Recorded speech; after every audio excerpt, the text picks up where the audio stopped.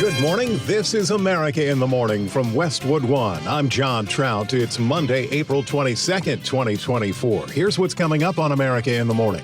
The political and financial implications of the hush money trial for former President Donald Trump. We believe we have a winning case. I'm Clayton Neville. Foreign aid to Ukraine, Israel, and the Indo-Pacific finally passes the House, but could it cost House Speaker Mike Johnson his job? I'm John Stolnis in Washington. Tensions continue to rise at universities across the country over the Israel-Hamas war. I'm Pamela Furr. Birthday party tragedy in Michigan. Tell you what happened. On Wall Street, stocks may churn a little this week. Investors waiting for the latest on inflation. That doesn't come till Friday. I'm Jessica Ettinger. The Republican National Committee's been filing lawsuits in a number of states to challenge election laws and their administration. I'm Jackie Quinn. And feet firmly planted on the ground, it's Earth Day. All ahead on America in the Morning. Opening arguments are slated to begin this morning in the criminal hush money trial against former President Donald Trump. And so is the financial fallout as his legal costs are taking a large bite out of his campaign donations. Correspondent Clayton Neville reports that despite a weekend event canceled because of weather, Trump continues to talk about the case. There's no doubt the high-profile trials against former President Donald Trump are putting a dent in his wallet, and we'll get to that. But what about the political fallout? Is there any as opening arguments begin in a trial involving allegations that Trump paid off a porn star over an alleged affair? This, the only of 4 cases against Trump expected to go to trial before the November presidential election. He, of course, is the Republican frontrunner. His lawyers say they're confident as the trial ramps up in New York City. Attorney Will Scharf spoke with Fox News Sunday. As long as the jury focuses on the facts, as long as the jury can see through all the media coverage and all the sensationalism and focus on the actual facts at issue in this case, we believe we have a winning case. Trump, who spent much of the campaign season in a courtroom, is still campaigning, oftentimes speaking to reporters and using the chance to go after his opponent. The leading candidate and leading crooked Joe Biden by line, he's the one that should be in trial. He's a crook. You got a crooked president. He should be in trial with all the stuff he's done in his family. President Biden's been on the campaign trail while the legal process plays out for the man he beat in 2020. He learned that paying taxes was something people who work for a living did, not him. He learned that telling people you're fired was something to laugh about.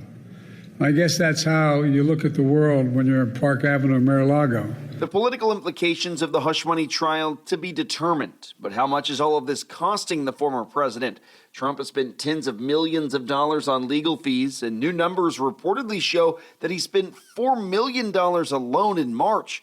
He's said to have less than $10 million set aside for legal fees left and could essentially rely on the Republican Party and or big-time donors for help if it comes to it. I'm Clayton Neville. The House of Representatives has passed a $95 billion foreign aid package for Ukraine, Israel, and the Indo-Pacific region, but it could come at a great political cost for House Speaker Mike Johnson. John Stolnis has more on the bill and potential political fallout. On this vote, the ayes are 311 and the nays are 112. The bill is passed. In a rare Saturday session, the House took separate votes on foreign aid. That vote a second ago to continue funding Ukraine's war effort against Russia. After the vote, some lawmakers waved Ukrainian flags on the House floor. One of the fiercest critics of sending aid to Ukraine, Republican Congresswoman Marjorie Taylor Greene, apoplectic following the vote. This is the sellout of America today. When we had members of Congress in there waving the Ukrainian flag on the United States House of Representatives floor, while we're doing nothing to secure our border, I think every American in this country should be furious. In all, $61 billion will go to Ukraine.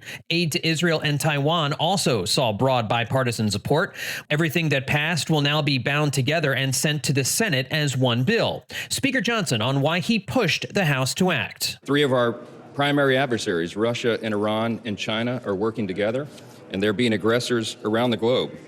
And they're a global threat to our prosperity and our security. Republican Congressman Chip Roy not happy Speaker Johnson pursued foreign aid apart from a revamped border security bill. Unfortunately, without border security, I can't go back to the people I represent and say, hey, we're doing nothing for you for the border. But here's now another $95 billion for foreign aid. I can't support that. Republicans Thomas Massie and Paul Gosar have joined Green on that motion. Congressman Massie urging Speaker Johnson to resign. Johnson telling reporters following the vote that he's not worrying about his future. I don't walk around this building being worried about a motion to vacate. I have to do my job. On NBC's Meet the Press, Ukrainian President Volodymyr Zelensky praising Congress for the much-needed assistance. First of all, I'd like to say thanks to the Congress for the bipartisan support. And I'd like to say thanks to Speaker Johnson. The bill likely will easily pass the Senate. Republican Senator Lindsey Graham on Fox News Sunday. This idea, give up on Ukraine makes the world safer. If you pull the plug on Ukraine because you don't have enough capability, there goes Taiwan. The House also passed a bill that would force the company that owns TikTok to sell it or face a national ban. John Stolnis, Washington. Jewish students fear anti-Semitic violence on college campuses. We'll have that and more when America in the Morning continues after these messages.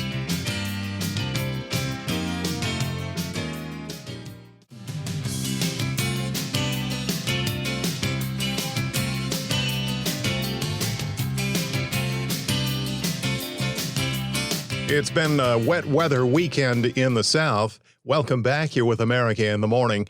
Let's get you caught up on the national weather picture. Here's AccuWeather.com meteorologist LaTroy Thornton with the outlook. The South should generally dry out to begin the new week, following several inches of rain that fell on portions of Texas, Louisiana, and Arkansas into Sunday. However, the risk for dangerous weather shifts into parts of Central and South Florida today, especially on the Atlantic side of the peninsula.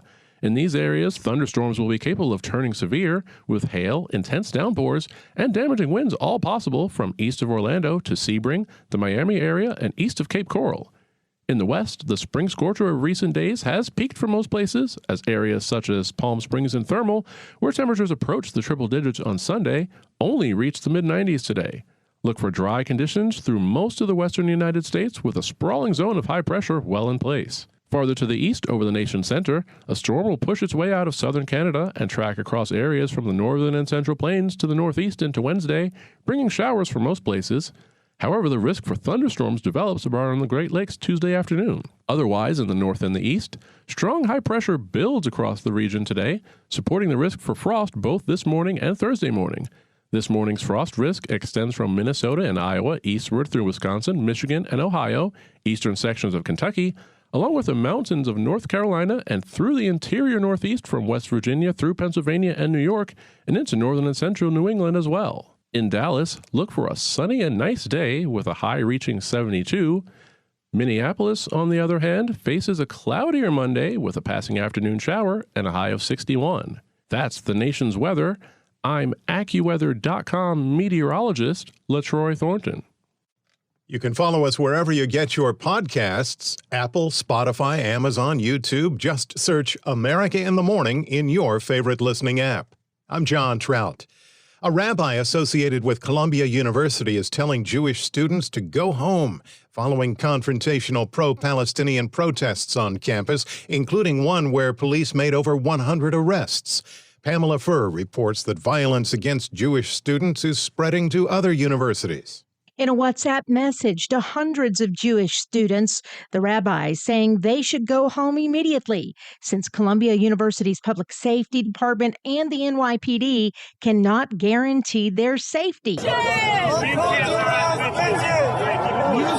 This after protests broke out after the school's president was grilled on Capitol Hill about anti-Semitism on campus. Just last week, at least 100 demonstrators were arrested, with the Department of Education launching an investigation in the incident. New York City Mayor Eric Adams. Columbia University's students have a proud history of protests and raising their voices. Students have a right to free speech, but do not have a right to violate university policies and disrupt learning on campus. Meanwhile, a massive new anti-Israel tent city has taken over the university, 30 tents across the Ivy League school's west lawn, with protesters saying they'll stay there forever if they have to. Anti-Jewish sentiment on college campuses is rising in America, with several national anti-Israel groups threatening to seize more universities this week. And over the weekend, there was a Jewish Yale student who was jabbed in the eye with a flagpole by a protester. I'm Pamela Furr. A suspected drunk driver plowed her car into a building at a boat club in Monroe County, Michigan, that killed 2 young children, injuring more than a dozen people. The Monroe County Sheriff's Department says a 66-year-old sped through a parking lot, careening into a building where a birthday party was being held. The force of the impact sent the car about 25 feet into the structure, where a brother and sister, ages 5 and 8, were attending the party and were hit and killed. Some of the injured were transported by helicopter with life-threatening injuries. The driver was taken into custody. More details about the incident are expected to be released later today. When we return on America in the Morning, China's hold on U.S. consumer data. After these messages.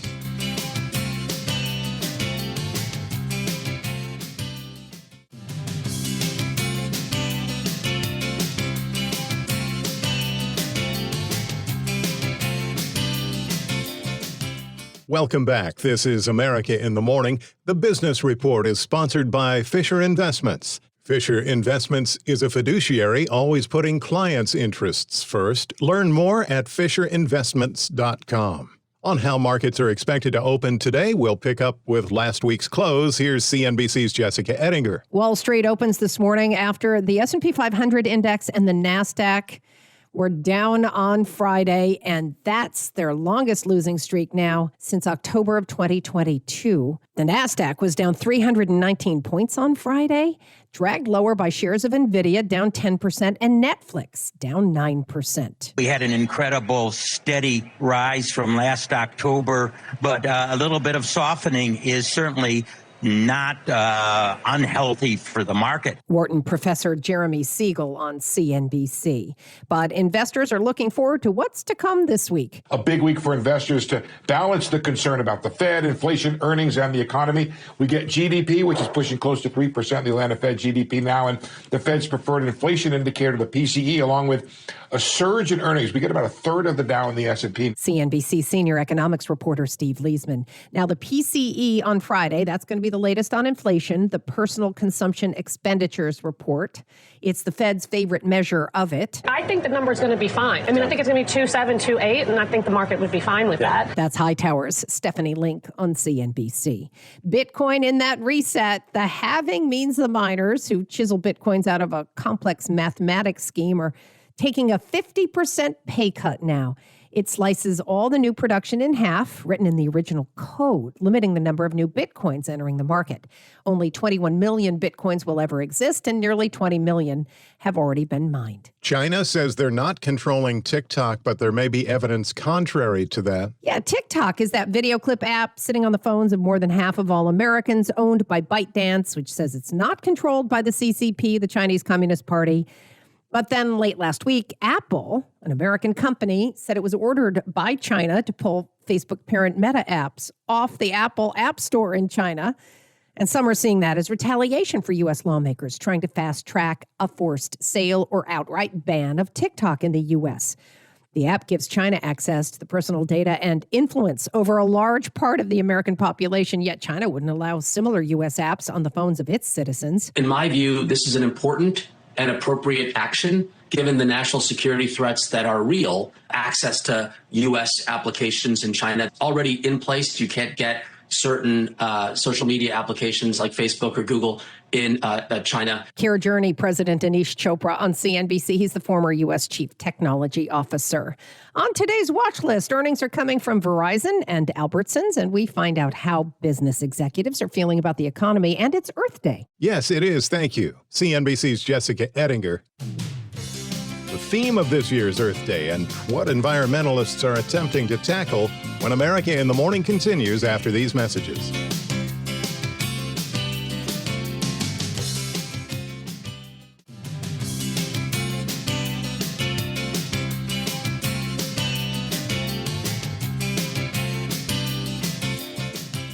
Welcome back. America in the Morning continues. More election-related lawsuits are coming into play in a number of key states long before the presidential vote this year. Correspondent Jackie Quinn reports.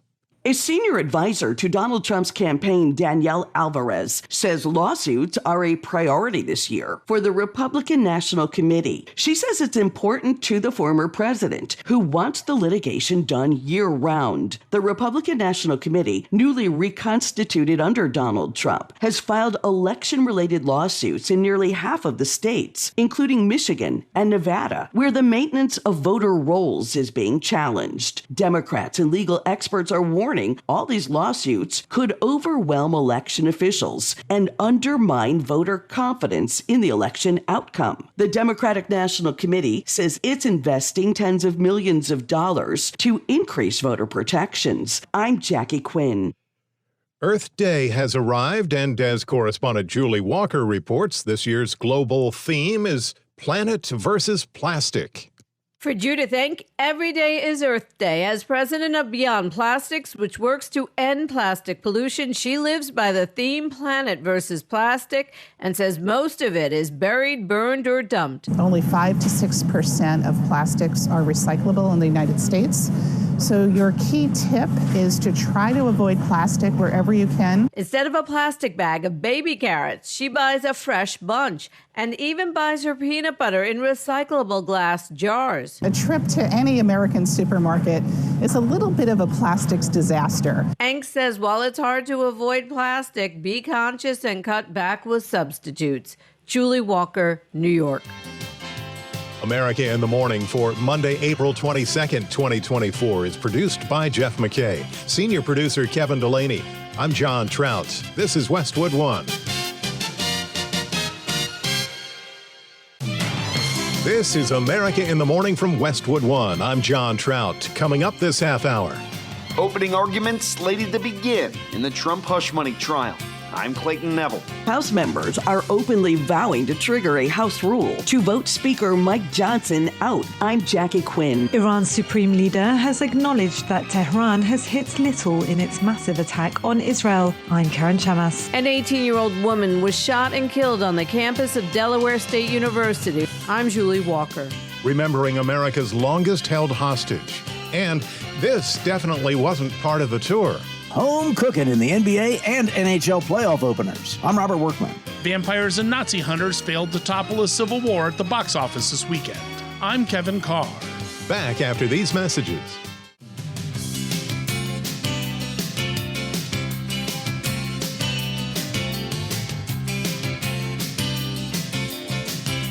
Welcome back. This is America in the Morning.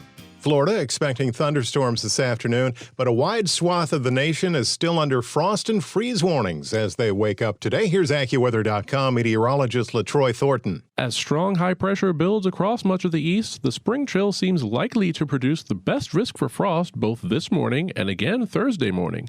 This morning's frost risk extends from eastern Minnesota and Iowa through much of Wisconsin, nearly all of Michigan and Ohio, eastern Kentucky, and the high ground of western North Carolina, through West Virginia, most of Pennsylvania and New York State, and into northern and central New England, with an even larger area at risk on Wednesday night, this time including the Baltimore and Washington, D.C. areas, as well as most of New Jersey and Rhode Island, along with the Boston area. In between these two events, a disturbance will take shape over southern Canada and swing through the northern and central plains, the Midwest, and the Northeast through Wednesday, bringing showers to start the week, and even the risk for thunderstorms around the Great Lakes Tuesday afternoon through this zone. The south, on the other hand, can mostly dry out to start the week after several inches of rain fell on parts of Texas, Arkansas, and Louisiana into Sunday, but the risk for active weather remains over parts of central and south Florida today, mainly on the Atlantic side of the Florida Peninsula, where thunderstorms may be able to turn severe today, bringing hail, intense downpours,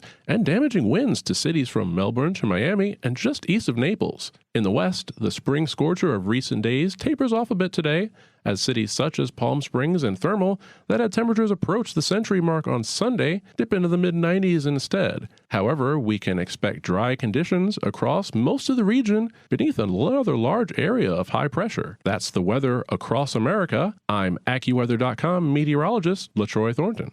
Follow us wherever you get your podcasts, Apple, Spotify, Amazon, YouTube.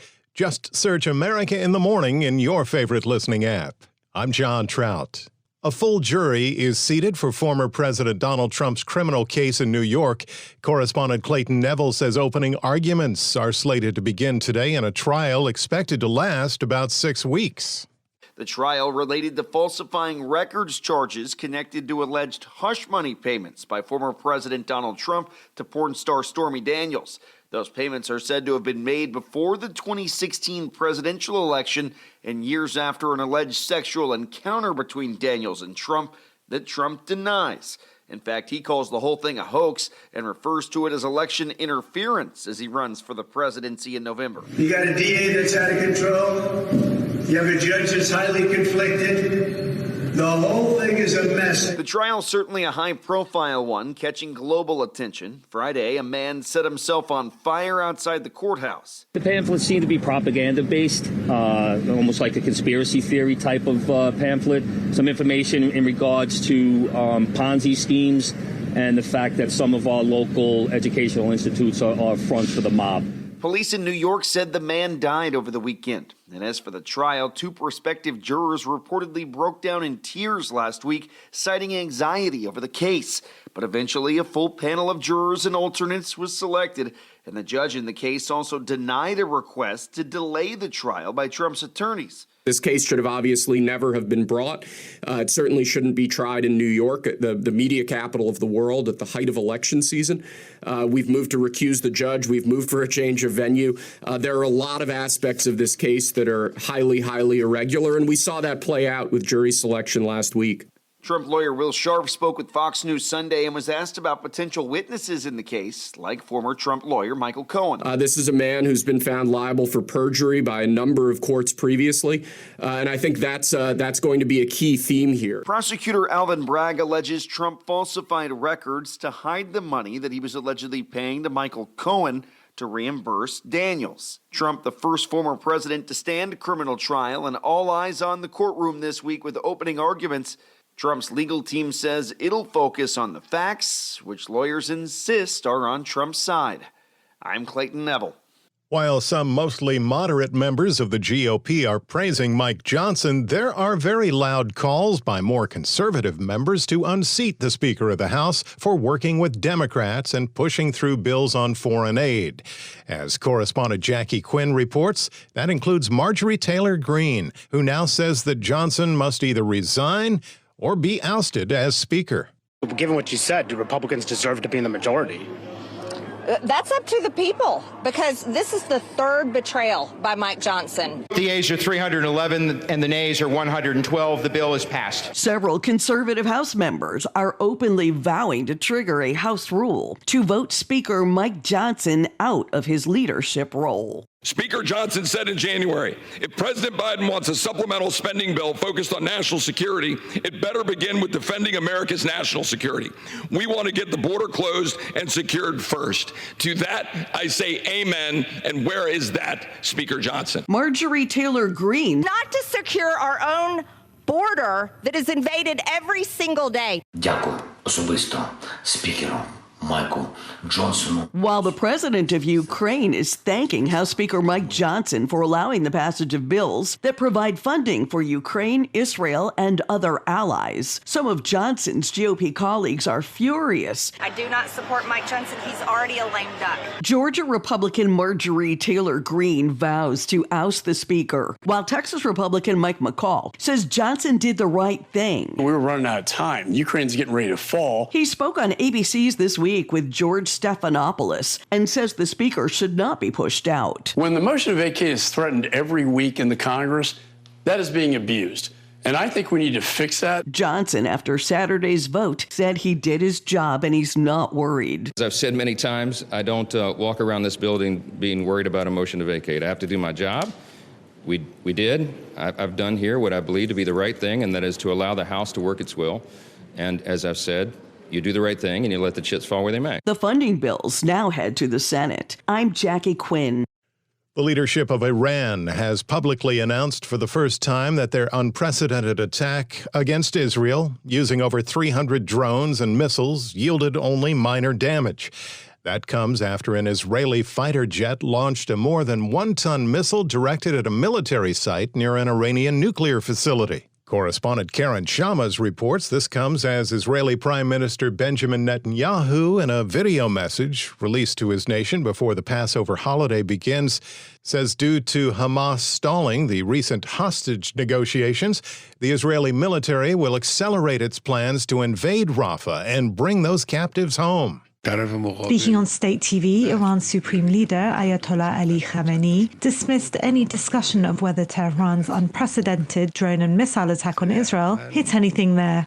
He said comments from Israel on how many missiles were fired and what targets were hit were of secondary importance. The comments are a tacit acknowledgement that despite launching a massive assault, few projectiles actually made it through to their targets. Iran's attack came in response to a suspected Israeli strike on the 1st of April, targeting a consular building next to the Iranian embassy in Damascus, which killed 2 guard generals and others. Analysts believe both Iran and Israel are trying to dial back tensions. I'm Karen Shamas.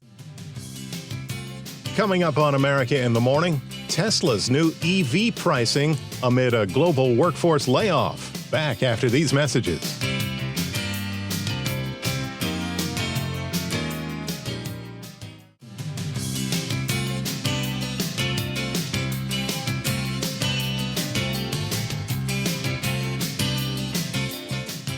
I'm John Trout. Welcome back. This is America in the Morning. Authorities are investigating the shooting death of an 18-year-old woman on the campus of Delaware State University. Correspondent Julie Walker has the latest. An 18-year-old woman was shot and killed on the campus of Delaware State University around 1:30 a.m. Sunday. Delaware State University police received a call for shots fired outside of one of their dormitories. They responded to the area and located an 18-year-old female from Wilmington that had sustained a gunshot wound to her upper body. They rendered aid to her. She was later transported to Bay Health Kent campus, where she was pronounced deceased as a result of the shooting. Ryan Schmid with the Dover Police Department says they are investigating along with campus police, but she was not a student. They had an event this weekend. I believe it was called a Spring Fling. I'm not sure if she was there for that or if she had a friend that attends the university that she was visiting. I'm not sure if she was there for an event. I haven't been able to verify that, if she was there for the event or if she was just there visiting one of her friends that attends the university. The victim was found near a freshman dorm. The university says in a statement the campus was closed on Sunday. Events were canceled and police patrols were being increased and counseling was being offered. I'm Julie Walker. Terry Anderson, the Associated Press correspondent who became one of America's longest-held hostages after he was snatched from a street in war-torn Lebanon and held for nearly 7 years, has died. In 1985, Anderson, who was the AP chief Middle East correspondent, became one of several Westerners abducted by members of the terrorist group Hezbollah during a time of war that had plunged Lebanon into chaos. At the time of his kidnapping, Anderson was among very few Westerners in Lebanon, which was dealing with religious violence and ongoing skirmishes with Israel. Anderson would later write a book about his captivity called Den of Lions. He passed away at his upstate New York home at the age of 76. Some Alaska National Guard staffing changes are being placed on hold, at least for the time being. Lisa Dwyer tells us why. The Air National Guard has delayed some personnel changes in Alaska because the changes could threaten national security and civilian rescue missions. The Guard is delaying any changes until at least September 2025. Alaska Guard leaders say the planned status change of 80 highly paid staff members to technicians would have jeopardized their ability to monitor for ballistic missile launches, refuel U.S. and Canadian fighter jets who escort Russian bombers that get too close to North America, and would hinder civilian rescues in the nation's most remote state. Last year, the Guard conducted 159 rescues, many in Alaska Native communities that have no roads and no air service during violent storms. I'm Lisa Dwyer. Well, this was certainly not part of the tour. A tram operated by Universal Studios in Hollywood crashed, leaving 15 people with various injuries, all of which were non-life-threatening. The Los Angeles County Sheriff's Department says the collision, which happened on the site's back lot when the vehicle struck a guardrail, caused people to fall out when it tilted. A team from the California Highway Patrol was called in to assist. They determined the accident was not due to a mechanical failure, An investigation into what caused the mishap is underway. America in the Morning continues. Tesla has posted new pricing for its EVs and its self-driving software amid a 10% global workforce layoff. Here's Chuck Palm with that in today's Tech Report. Tesla has announced major price cuts in Germany, China, and the United States as it grapples with falling sales and intensifying price wars. Tesla reported this month that global vehicle deliveries in the first quarter fell for the first time in nearly 4 years. Tesla cut the starting price and revamped the Model 3 in China, lowering the price by 14,000 Chinese yuan, or $1,900.33. In Germany, the Model 3 rear-wheel drive was lowered to $43,600, where it has remained since February. In addition, Model Y, X, and S were lowered by $2,000, and on Saturday, Tesla announced that the full self-driver assistant software from $12,000 to $8,000 in the United States. All this amidst the 10% global workforce layoff and an announcement on April 5th that Tesla had scrapped cheaper EVs in favor of robo-taxis. Musk posted on X later that day that Reuters is lying. For more tech news, visit allthetoptech.tech. I'm Chuck Palm. Monday Sports is in with our Robert Workman.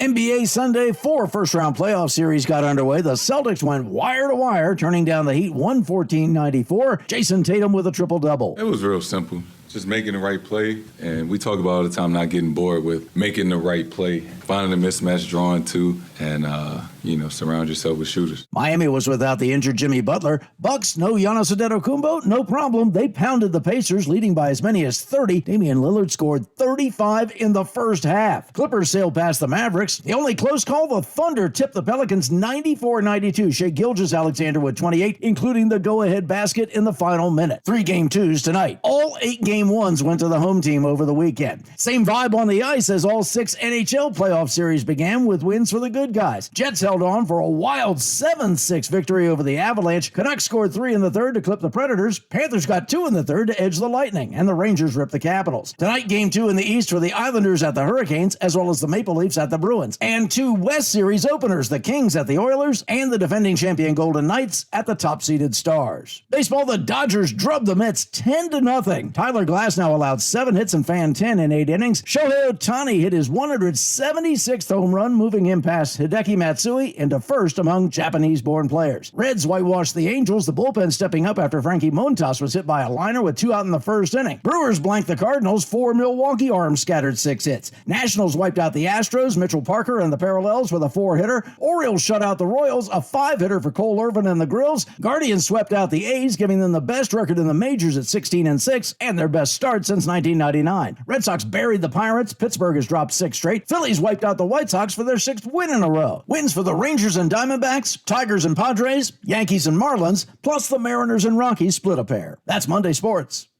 Thank you, Robert.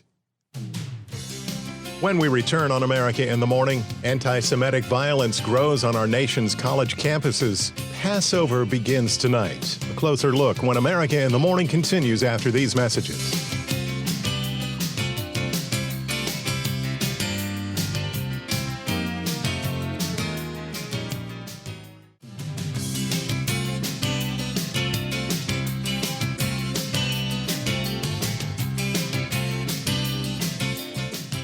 America in the Morning continues. The observance of Passover begins tonight, and as correspondent Walter Ratliff reports, it's expected to be much more somber this year due to events in the Middle East.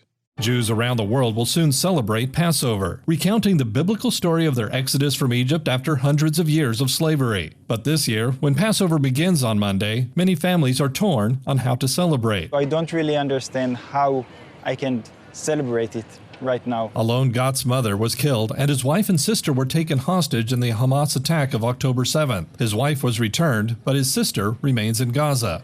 We're just gonna sit and eat a normal dinner because we can't really celebrate any freedom. The Israeli government has also scaled back upcoming festivities in light of the mood and fearing public protests. Likewise, the Muslim sacred month of Ramadan, capped by a 3-day feast, was a sad, low-key affair for Palestinians. I'm Walter Ratliff. Slow weekend at the box office, even with war, spies, and ballerina vampires. Kevin Carr has details. Civil War won the muted box office for the second weekend in a row. You don't know what side you're fighting for. Someone's trying to kill us. We are trying to kill them. This speculative drama commanded $11 million over its sophomore weekend, which was enough to best a battalion of newcomers. The R-rated horror film Abigail was softer than expected with only $10 million, promising more than your basic vampire film. We kidnapped a vampire. A ballerina vampire. Classic kaijus continued to hold in third place with Godzilla x Kong: The New Empire, smashing $9.5 million. They don't have to like each other. We just have to work together. Guy Ritchie's World War II actioner, The Ministry of Ungentlemanly Warfare, failed to break into the double digits with only $9 million. You're in trouble now! This film, which is headed to streaming in international markets, will struggle to make back its budget in theaters.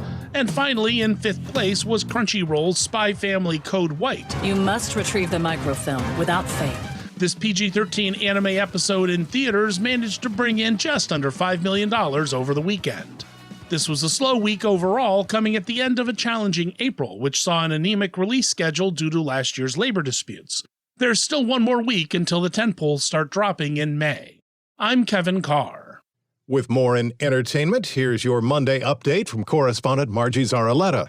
The hotel near Mount Hood in Oregon that was filmed for the exteriors of the movie The Shining has reopened after the roof caught fire Thursday. Management for the Timberline Lodge says it is supporting guests while repairs are done. God made the world. Country singer Morgan Wallen says he accepts responsibility for his behavior 2 weeks ago, in which he was arrested for allegedly throwing a chair off the roof of a Nashville bar. Wallen writes on X, formerly Twitter, that he waited to speak publicly until he made amends. He's due in court May 3rd. And for a fortnight there we were. Taylor Swift's new album, The Tortured Poets Department, sold 1.4 million copies in traditional album sales in the first day, according to Billboard. Swift released the album Friday at midnight Eastern, then released 15 more songs 2 hours later. I'm Margie Zaraletta. That's our show for today. America in the Morning for Monday, April 22nd, 2024 is produced by Jeff McKay, senior producer Kevin Delaney. I'm John Trout. This is Westwood One.